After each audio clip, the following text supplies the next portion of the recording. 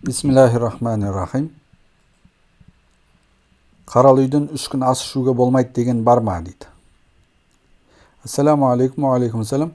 Қаралы үйден 3 күн тамақ ішуге болмайды деген хадис бар ма? Осыны айтып жіберсеңіз. Ислам шариғатында мәйіт шыққан үйден ас ішуге болмайды деген риуаят кездеспеген, бірақ қаралы үйде қазан көтерілмесін деген бұйрық бар. Бұл дегеніміз, онсыз да қайғыланып қан жұтып отырған отбасыны ас пісіртіп қонақ күттіртпесін дегендік. Ал енді оның орнына көрші қолаңдары немесе ауылдастары ұйымдасып тамақ пісіріп алып келіп, осылайша қаралы үйге қолдау білдіргендері сүннет амал саналған. Енді бұған қатысты деректерде мынандай хадис келтіріледі.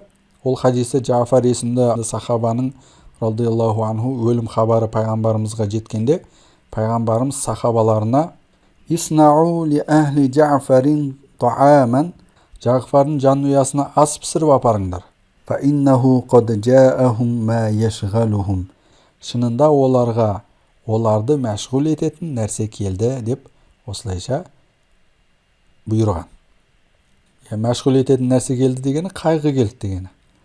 Енді осыдан келіп азалы үйде қазан көтерілмейді деген ереже қалыптасқан.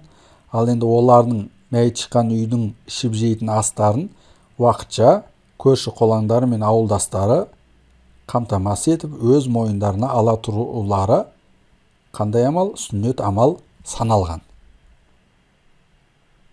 Мысалы, қазақ салтында қонақасы деген салт бар.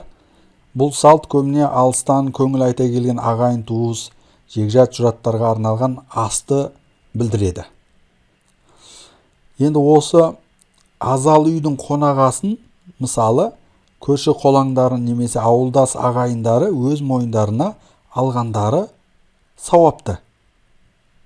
Бұл бір шетінен қайғылы үйге қолдау білдіру, яғни үлкен көмек.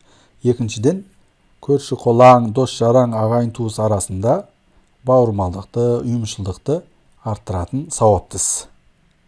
Алла Тағала барша отбасыға жақсылық берсін, еліміз аман, жұртымыз тыныш болсын. Альхамдулиллахи роббил алемин.